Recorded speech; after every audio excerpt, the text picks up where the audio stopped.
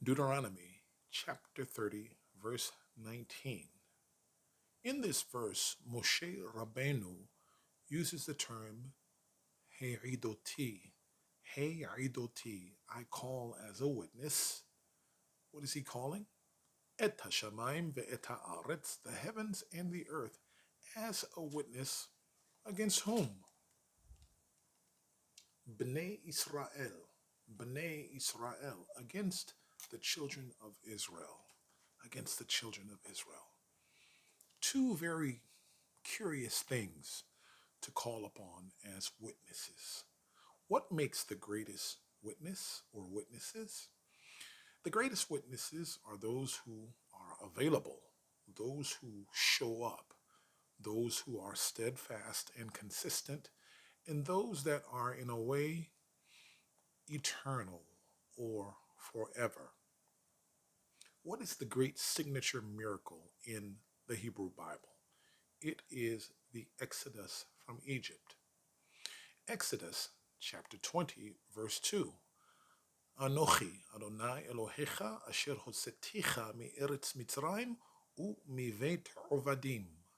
I, and I alone am Yud He Wah He your Elohim, who brought you up from out of the land of Egypt and from the household of bondage.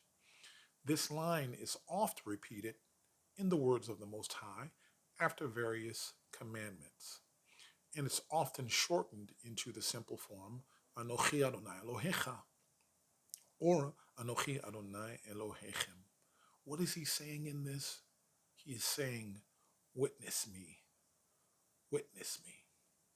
But before I go any further, ובכל זאת, שלום לכם, אנשים טובים, וברוכים הבאים לערוץ הקטן שלי היום, מלונג ביץ', today from Long Beach, California. By the way, I'm down in Long Beach, California because I've been promising my mom for a minute that I would get her down here, down south to Long Beach from Oakland, California, to see my brother, my older brother, and his kids. And this video today is dedicated to my brother, Bobby Royal. Today is his 97th, 98th birthday. You know, it's kind of hard to keep track. All right, but today's video, I'm going to talk about the Hebrew word for witness, for a witness. It is the Hebrew word ed, ed, spelled with an ain and with a dalet. Ain and a dalet. What does it take to be a great witness? And why is it that the Hebrew Bible often refers to witnesses, things like mountains, things like stones, literally stones? I mean, keep in mind, the earth itself is a giant stone. Think about Genesis. Genesis chapter 31, verses 47 and 48. And in these verses, you have Lavan, who is pursuing Yaakov after he fled with his wife and children. And once Lavan overtook them, Lavan, dirtbag as he was, stood up a bunch of stones and he made this statement: "These stones are a witness between you and me." And he named the place in the Aramaic tongue Yegar Sahudata. Yegar Sahudata. Yaakov called the place in the Hebrew tongue Gal'ed. Gal'ed, okay? You can hear the word. Gal in Hebrew means a wave. Ed, of course, you know, is a witness. It is a wave of witnesses. Wave of witnesses, cloud of witnesses, great cloud of witnesses. Very curious. Well, as you saw earlier, I held up the erase board and it says Bnei Israel, the children of Israel. But here's what I want us to focus on in conjunction with answering what makes a great witness. We're going to go paleo first, okay?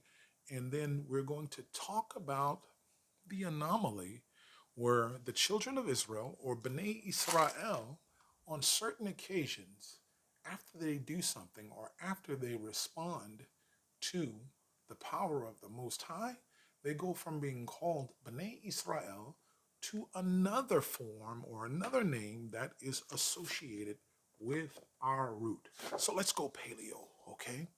So, first and foremost, the Hebrew letter Ain, or Ain, right?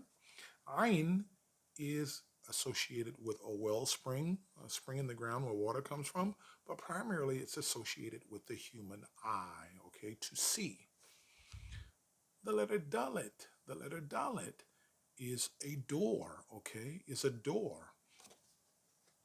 And just like the Greek letter delta, which filtered down from the Hebrew letter Dalet, a delta is a source, is a door to the source. A delta is the mouth of a river, right? And that door leads to the greater source. So if someone is going to be a rock solid, steady, and a reliable witness, right? He has to keep his eye on the door. His eye on the door. So think about this for a second. The exodus from Egypt was not just that exodus for our ancestors from the physical land of bondage, but it's also quite literally, it is a picture of the greater redemption that would take place. Think about it. The creator of the universe laid, according to the Torah, to open shame, hita'alalti, laid into open shame the greatest power, world power of that day, the greatest world kingdom, okay, which is the kingdom of the enemy. Its leader, Pharaoh, okay, pretty much a mirror of the enemy of our souls, okay, and the bondage that the people were in was sin. What was the remedy? What was the remedy? To beat down the enemy, harden the enemy's heart, and then set him up for the big kill and the final plague that would make him surrender. And the way that the people were protected was by putting blood on the mezuzot, the mezuzot, the lintels or the doorposts, and blood on the mashkof, on the lintels, on the doorposts, and on the lintel. Again, if you're going to be a great witness, you must keep your eye on the door. Keep your eye on the door, or you look to the source for your strength. What else can we pull from Scripture associated to keeping one's eye on the door? So, when the tent of meeting was finally erected, every time the people would act a fool, all right, Moshe and Aaron didn't know what to do. What would they do? They would go and fall on their face in front of the door of the tent of meeting because they were looking to the source. They were looking to the source, looking to the source. Let's take a look in Scripture here very briefly. Let's take a look at two instances where the children of Israel went from being called Bnei Israel to another form involving our root that I'm going to show you just shortly. We're going to the 12th chapter of Exodus. Exodus chapter 12, verse 6, and then verse 19.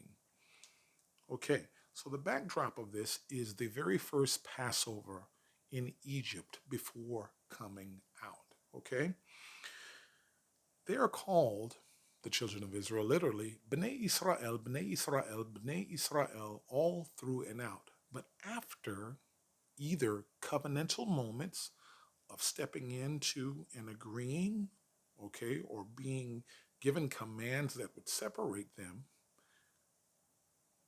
how they are identified is changed, okay? And also after a great miracle, witnessing a great miracle, okay, believing and then responding, and then responding.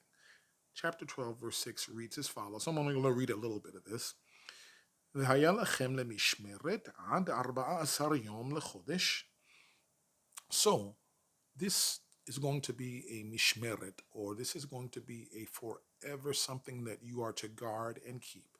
On the 14th day of the first of your months, you will slay. All of the house of Israel will slay or slaughter their lamb, Bain ha'aravim, between the evenings. Everyone has to do it. But notice in this verse what they are called. Okay, it says v'shachatu, and you will slaughter him or slaughter it. Okay, the lamb. Kol kahal adat Israel. Adat Israel. We're going to look at the word in a minute. Let's go to verse 19. So, covenantal moment. Okay, something that would separate them, something that's key to the great miracle. They are being addressed now as Adat. Ein Dalet Tav Adat Israel. Verse 19. Okay, it says Shivat Yamim Sheor Lo Yimatze Bevetechem. So for 7 days, no leaven is even allowed to be found within your house. Whoever is found with it, the verse goes on to say, and whoever is caught eating it, it is said here, V'nichreta hanefesh hahiv. V'nichreta hanefesh hahiv, and you will cut off this soul. May Adat Israel. May Adat Israel. From among Adat Israel. Now, you know, if you look in your English Bible, you will see congregation or assembly. You already know that the word Ed means witness. Ed means witness. But this Adat Israel, let's look at it written. It's spelled with an Ain, with a Dalet, and with a Tav. Adot Israel. Adot Israel. There's our root right there. Adot. So what transformed them into being witnesses? What transformed them into being witnesses? Okay, is being a witness only seeing something and then believing it? Is that enough? No, I argue seeing, believing, and then responding. Because remember, the devils believe and they tremble. But seeing, keeping your eye on the door to the source, keeping your eye on the door to the source, seeing, believing, and responding with the fruit of your lips. What are the other instances of those looking toward the door? Besides Moshe and Aaron on their faces before the door of the tent of meeting, looking to the source, David HaMelech, King David, in the city of David, would come out and he would Esa Einai El Harim. He would lift his eyes toward the hills. Why? Because he likes staring at hills? No, he's looking toward the house, but he's looking specifically toward the door. He is keeping his eye on the source, or he's keeping his eye on the door that goes to the source. How about in some of the duties of the high priest? Especially when they are sacrificing the para aduma, the red cow, they take their hands and they turn the eyes of the red cow toward where? Toward the door of the temple. They turn the eyes of the animal toward the doorway to the source. The high priest sprinkles the blood 7 times. Where? Toward the door to the source. 2 things to parallel here, and then I'm out of your hair. I want you to think about this. Think about Exodus chapter 15 that starts off with the words, Az Yashir Moshe uvnei Israel Then sang, as is typically recorded, then sang Moses and the children of Israel. Well, what were they singing about? What were they singing about? I'm not going to turn to it, but I'm going to read you a couple of things from the notes that I made here about Exodus chapter 14, when Egypt is pursuing them and has them backed up to the water. Chapter 14, verse 1 starts off with the words, Daber el Bnei Israel. They are still called Bnei Israel. Okay, they're still called Bnei Israel, children of Israel. In chapter 14, verse 27, it says, Uvnei Israel halchu bayabasha betochayam. The children of Israel, Bnei Israel, walked on dry ground into the midst of the sea, right? Keep the visuals in mind. A wall of water on the right side, a wall of water on the left side. Uh, Verse 31 of that same chapter says, and Israel, they're simply called Israel, it says that they feared the great hand that the Most High used and believed on the Most High and on Moshe, his servant, forever. Chapter 15 is the Song of Moses. Now look, the people saw, as you can see, they saw the hand of the Most High and his power in crushing his enemies. This enemy that stands in front of you, don't you worry about them anymore because you will not see them again. The very famous words. Hitatzvu ureu et Yeshuat Yahuwah. Stand resolute and see the salvation of the Most High. They saw the last verse in chapter 14 says that they believed on the Most High and on Moshe, his servant, forever. And then in chapter 15, they responded, brothers and sisters, with the fruit of their lips. The words that are found often in liturgy, Mi kamocha ba'ilim Adonai, Mi kamocha ne'edar ba'kodesh, nora tehilot osefele. Who is like you among the would-be gods? Yud He Waw He. Who is like you? You are splendorous in your holiness. You are awesome in praise. Nora tehilot osefele, doing wonders so great, doing awesome wonders. Now they get the picture and they are turning their eyes toward the source. They're turning their eyes toward the source. And in this particular case, Moshe acted as the go-between, between the people of Israel and the Most High. Remember, Moshe had a very, very, very unique relationship. The Torah says Moshe spoke with the Most High, panim mul panim, face to face.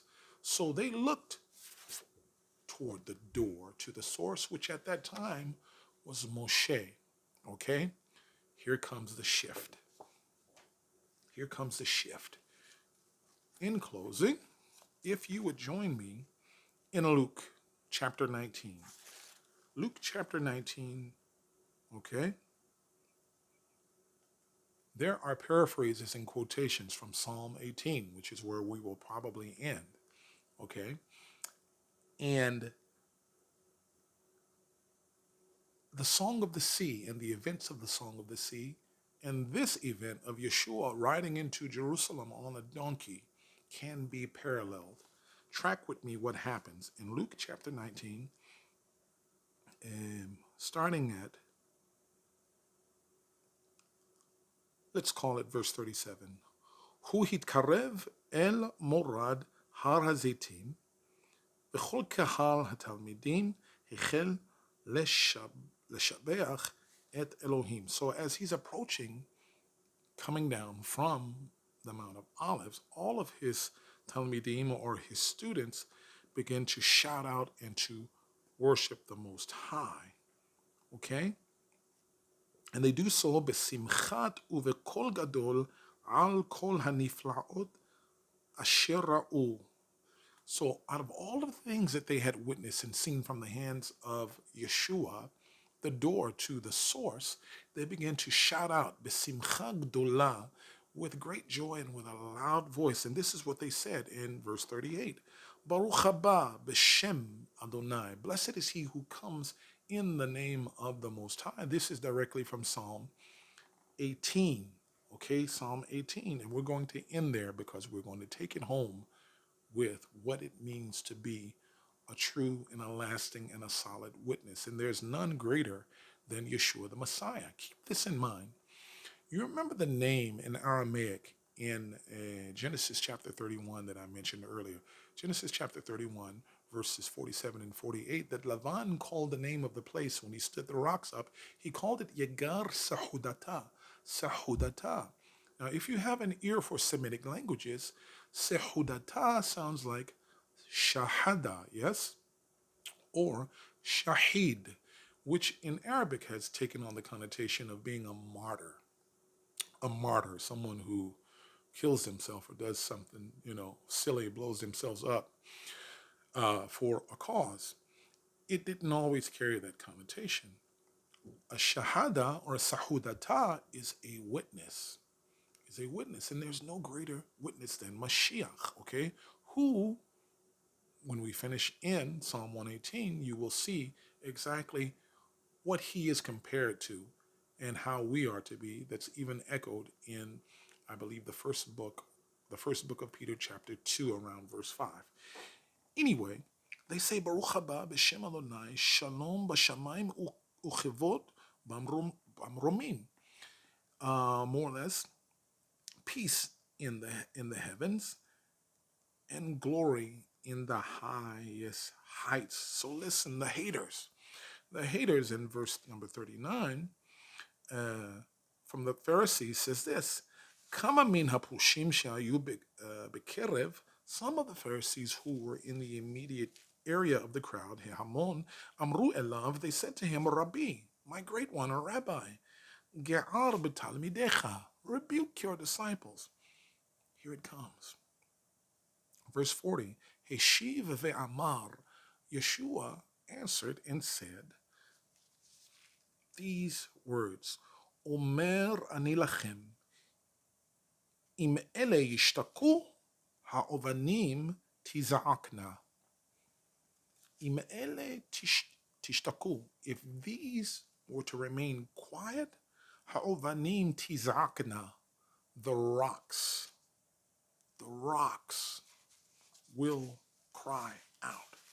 The rocks will cry out. So both moments, if you put the passing through the sea and the children of Israel coming out on the other side and singing the song of praise and lifting up their voice after seeing, believing, now they are expressing. You can best believe that if they kept their mouth shut, everything around them, nature would have responded. How much more than Yeshua the Messiah, as he fulfills the prophecy, I believe, of Zechariah, when he comes riding, behold your king. He's coming in lowly and riding on a donkey. And they begin to yell out, as the text says, based on all of the wonders and the marvels that they had seen. They begin to yell and cry out, Baruch haba b'shem Adonai. Okay? And that's where we're going to end, you guys. We're going to end with that chapter that was being paraphrased, right? We're going to end at Psalm 118. And I'm going to read a couple of verses starting at verse 20. Remember, a great witness, yes, a great witness is one, okay, who sees, he believes, and then he responds with the words of his mouth. And a great witness keeps his eye on the door to the source, keeps his eye on the door to the source. Remember the words of Yeshua in the book of John, I am the door to the sheep pen. Okay, the way and truth and the life, no man comes to the Father but by him. The door to the source. Psalm 118, verse 20. Zeh hashar la'Adonai tzadikim yavo uvo. This is the gate or the door of the Most High, and the righteous enter in him or it. Okay? Verse 22. Even ma'asu habonim haita lerosha pina. The stone. Okay, Yeshua, the stone who the builders disallowed, has now become the head of the corner. Verse 23, Me'et Adonai haitazot, he niflet be'ainenu. Okay, this is the doing of the Most High, and it is marvelous in our sight.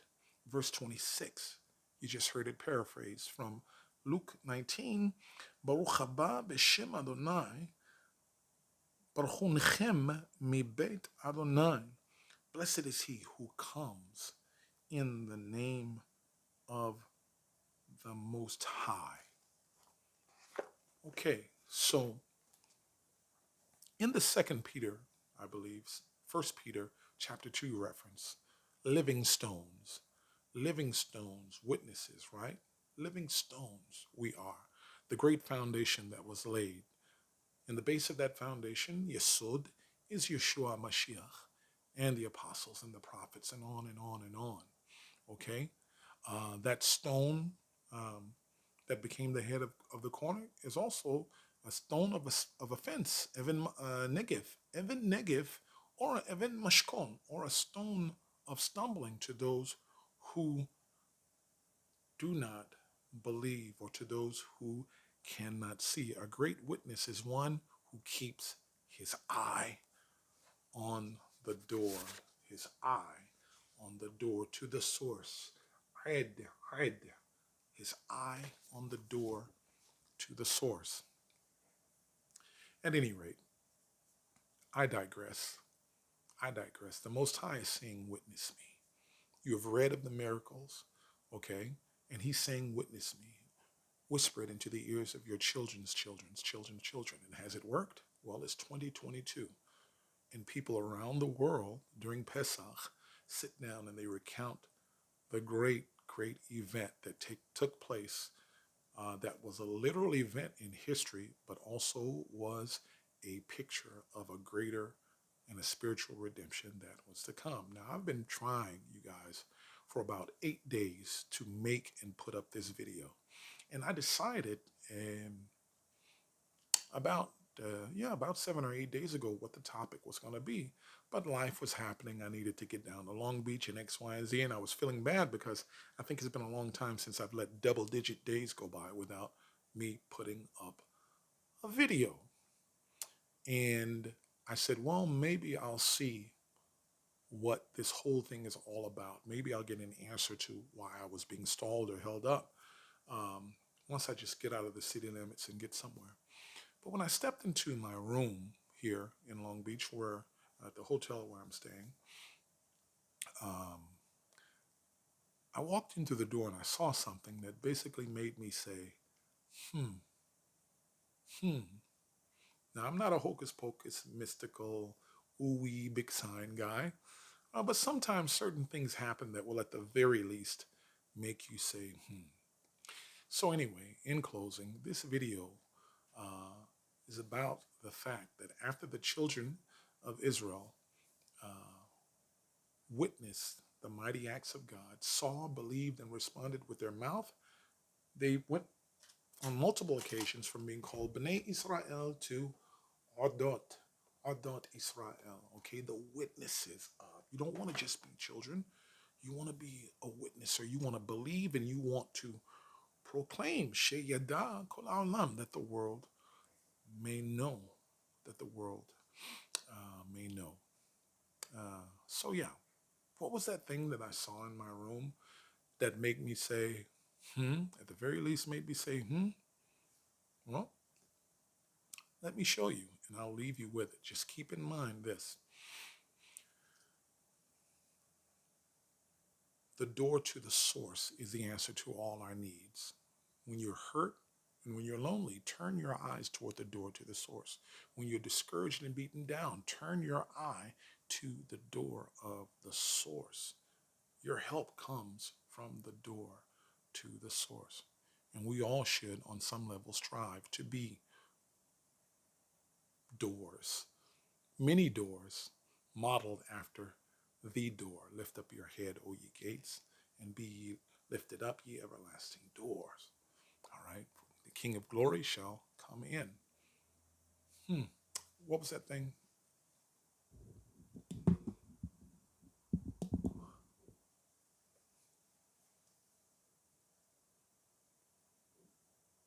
things that make you go, hmm.